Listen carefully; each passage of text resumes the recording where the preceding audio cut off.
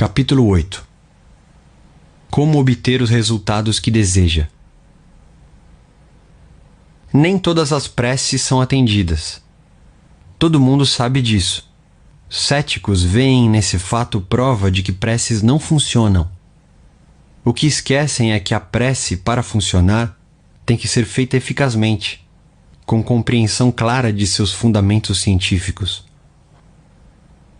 Só então saberemos por que uma dada prece não produziu efeitos e descobriremos um método prático para torná-la mais eficaz. E se você descobre que as preces não são atendidas da forma que deseja? O que fazer então? Você precisa compreender as principais razões de tal fracasso. E elas são: falta de confiança e esforço excessivo.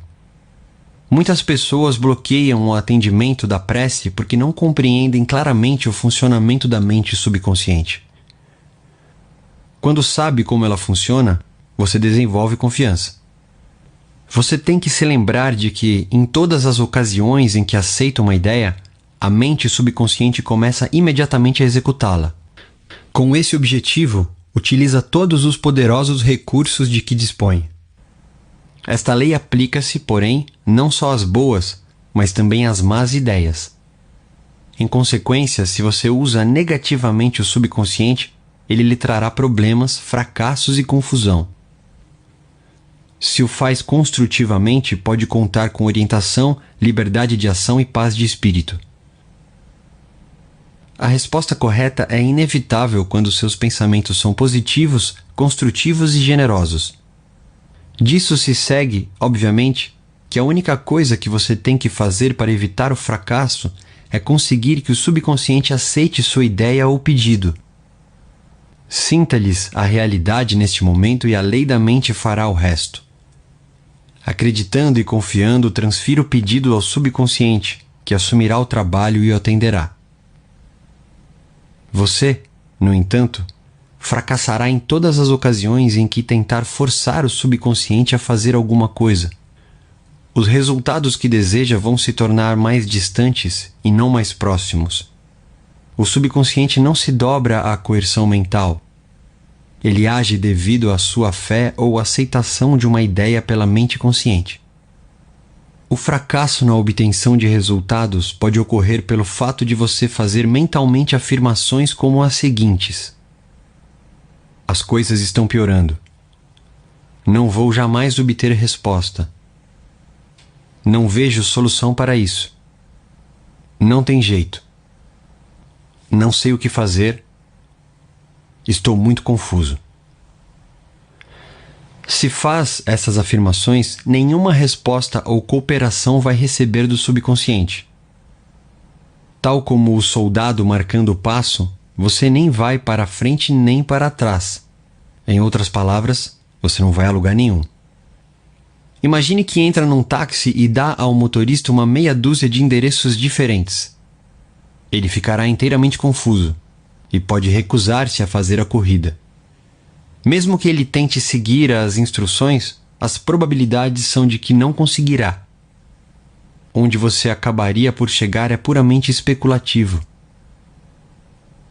O mesmo acontece quando você trabalha com os poderes imensos do subconsciente. Você precisa ter uma ideia bem clara em mente. Tem que chegar à certeza de que há um jeito, uma solução para o irritante problema da doença. Mas só a inteligência infinita do subconsciente sabe a resposta. Quando, na mente consciente, você chega a uma conclusão clara, você se decide. E segundo tua crença, assim se fará. Vá com calma.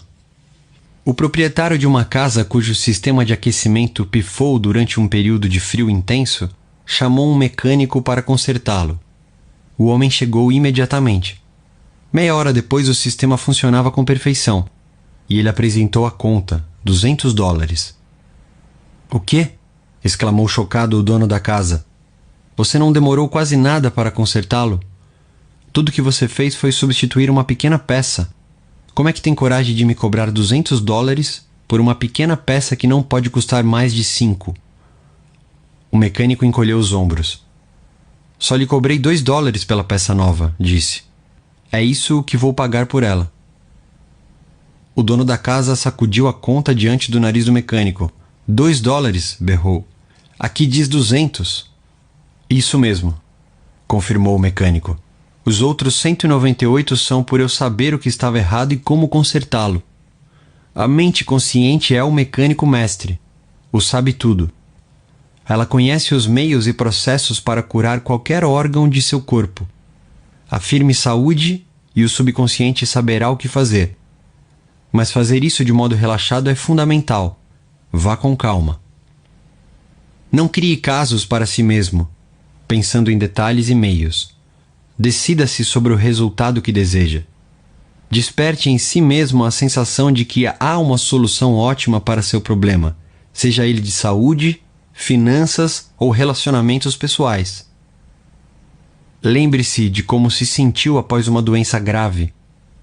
Não esqueça que a emoção que sente é o detonador de todas as atividades do subconsciente, não como algo que talvez aconteça no futuro, mas que está realmente ocorrendo neste momento. Use a imaginação, não a força de vontade. Obter a cooperação dos poderes do subconsciente não é a mesma coisa que empurrar um obstáculo. Fazer mais força não vai produzir melhores resultados. Em vez disso, visualize o objetivo como atingido e o estado de satisfação que ele produz. Vai descobrir que o intelecto tenta interferir. Esforça-se para descobrir maneiras de resolver o problema e impô-las ao subconsciente. Resista. Esqueça a sua habilidade intelectual na solução de problemas. Insista em manter aquela fé simples, infantil, que produz milagres. Imagine-se sem a doença ou o problema. Imagine a satisfação emocional de bem-estar na situação que deseja. Elimine do processo todas as complicações. A maneira simples é a melhor. A imaginação disciplinada produz maravilhas. Uma maneira maravilhosa de obter resposta do subconsciente é pela imaginação disciplinada ou científica. Conforme ressaltamos, o subconsciente é o arquiteto e o construtor do corpo. Ele lhe controla todas as funções vitais. Diz a Bíblia: "E tudo quanto pedirdes em oração, crendo, recebereis." Crer é aceitar algo como verdadeiro, viver no estado de crença. Mantendo esse estado de espírito, você desfrutará a alegria da prece atendida. Os 3 passos para sucesso na oração. A oração bem-sucedida requer 3 passos básicos. 1. Reconheça ou admita o problema. 2. Transfira o problema para a mente subconsciente, a única que conhece a solução mais eficaz ou a maneira de resolvê-lo. 3. Relaxe, com a convicção profunda de que já obteve o que pediu. Dúvidas e hesitação nada mais fazem do que enfraquecer a prece. Jamais diga a si mesmo: "Como eu gostaria de ser curado" ou "Tomara que isso funcione." O sentimento sobre o que vai ser feito é o que dá o tom. A harmonia é sua. Convença-se de que terá saúde. Você se torna eficiente ao transformar-se em veículo do poder curador infinito da mente subconsciente. Com convicção total, transfira a ideia de saúde ao subconsciente. Em seguida, relaxe. Entregue-se ao poder que ele possui. E diga ao estado ou circunstância em que se encontra: "Isso também passará." Por meio do relaxamento e da convicção, você impregna a mente subconsciente. Com isso, a energia cinética que existe por trás da ideia assume o comando e a manifesta como realidade concreta. Você pode conseguir o oposto daquilo porque reza. As palestras de Émile Coué, célebre psicólogo francês, granjearam-lhe um sem número de admiradores nos Estados Unidos. Em um de seus insights mais importantes, ele disse o seguinte: "Quando desejos e imaginação estão em conflito, a imaginação invariavelmente vence." Ele dava a esse fato o nome de lei do esforço contraproducente. Vamos supor que lhe pedissem que passasse por cima de uma estreita prancha no nível do chão. Você faria isso com a maior facilidade e sem a menor dúvida. Agora, suponhamos que a mesma prancha se encontrava a 7 metros de altura, entre duas paredes. Você poderia fazer o mesmo? Poderia mesmo? Provavelmente não. O desejo de cruzar a prancha entraria em conflito com a imaginação. Você se imaginaria caindo e se esborrachando no chão. Você poderia querer muito atravessar a prancha, mas o medo de cair o impediria de fazer isso. Quanto mais esforço para dominar ou reprimir a imaginação, maior força você daria à ideia dominante da queda. O pensamento "vou usar minha força de vontade para vencer o fracasso" reforça o pensamento de fracasso. O esforço mental frequentemente leva à derrota autoimposta, criando o oposto do desejado. Focalizar-se na necessidade de usar força de vontade implica enfatizar a condição de impotência. É como você resolver que vai fazer tudo o que puder para não pensar num hipopótamo verde. A decisão torna dominante na mente a ideia do hipopótamo verde, e o subconsciente responde mais à ideia dominante. O subconsciente aceita a mais forte de duas proposições contraditórias. Você, quem sabe, descobre que pensa o seguinte: eu quero cura. Por que não posso consegui-la?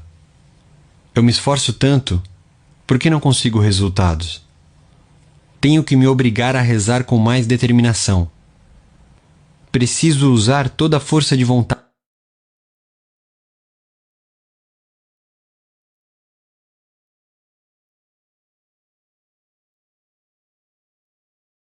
que tenho.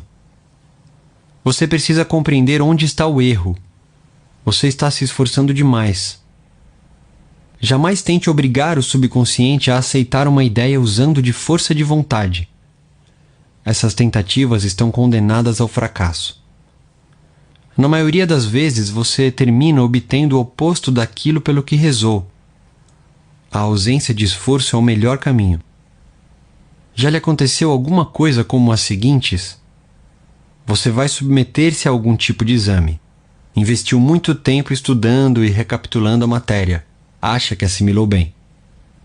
Mas quando olha para a folha em branco da prova, descobre que sua mente ficou ainda mais branca. Tudo que você sabia sobre o assunto sumiu. Não consegue recordar nenhum único pensamento relevante. Trinca os dentes e convoca toda a sua força de vontade, porém, quanto mais se esforça, mais parece que o conhecimento se afasta. Frustrado, você deixa a sala. Diminui a pressão mental. De repente, as respostas que andou procurando com tanto desespero minutos antes fluem provocadoras em sua mente. Você disse a si mesmo que sabia a matéria, e era um fato. Mas não quando precisou dela. O erro que cometeu foi tentar forçar-se a lembrar. Essa atitude levou não ao sucesso, mas ao fracasso. O que conseguiu foi o oposto daquilo por que pediu ou orou. O conflito entre desejo e imaginação precisa ser resolvido. Usar de força mental ou força de vontade pressupõe a existência de oposição. O ato de imaginar oposição, porém, cria oposição. Se você se concentra na obtenção daquilo que deseja, não se concentra mais nos meios para torná-lo realidade. A esse propósito, diz a Bíblia: se 2 dentre vós, sobre a terra, concordarem a respeito de qualquer coisa que porventura pedirem, ser-lhes-á concedido por meu Pai que está no céu. Mateus, capítulo 18, versículo 19. Quem são esses 2 de quem fala a Bíblia? Eles representam a união ou acordo harmonioso entre o consciente e o subconsciente no que interessa a qualquer ideia, desejo ou imagem mental. Se não houver conflito entre as diferentes partes da mente, sua prece será atendida. Os 2 que concordam podem representar também você e seu desejo, pensamento e sentimento, ideia e emoção, desejo e imaginação. Evitamos todo conflito entre desejo e imaginação entrando em um estado passivo, sonolento, que reduz o esforço ao mínimo. Na maior parte, a mente consciente submerge quando caímos em estado de sonolência. E a melhor maneira de impregnar o subconsciente é imediatamente antes de dormir. A razão disso é que o mais alto afloramento do subconsciente ocorre imediatamente antes de dormir e pouco depois de acordarmos.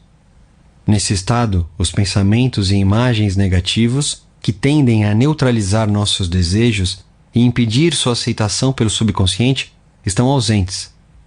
Quando imaginamos como atendido o desejo e sentimos a emoção da vitória, o subconsciente providencia para transformá-lo em realidade. Muitas pessoas resolvem seus dilemas e problemas recorrendo à imaginação controlada, dirigida, disciplinada. Elas sabem que tudo o que imaginam e sentem como verdade terá que acontecer. E acontecerá. Uma moça chamada Sarah G. procurou-me, à beira do desespero. Estava metida em um demorado e complicado processo judicial, com adiamentos sucessivos, sem nenhuma luz no fim do túnel. O que ela mais desejava era uma solução amigável do litígio. Suas imagens mentais, contudo, transbordavam de fracasso, perda, falência e impotência. A imaginação prevaleceu sobre o desejo e o processo judicial arrastou-se sem sinal de solução. Por sugestão minha, Sarah colocava-se em um estado sonolento, passivo, sempre que ia dormir, e em seguida passava a imaginar o melhor resultado possível para o problema. Tanto quanto podia, mergulhava em um estado de expectativa confiante.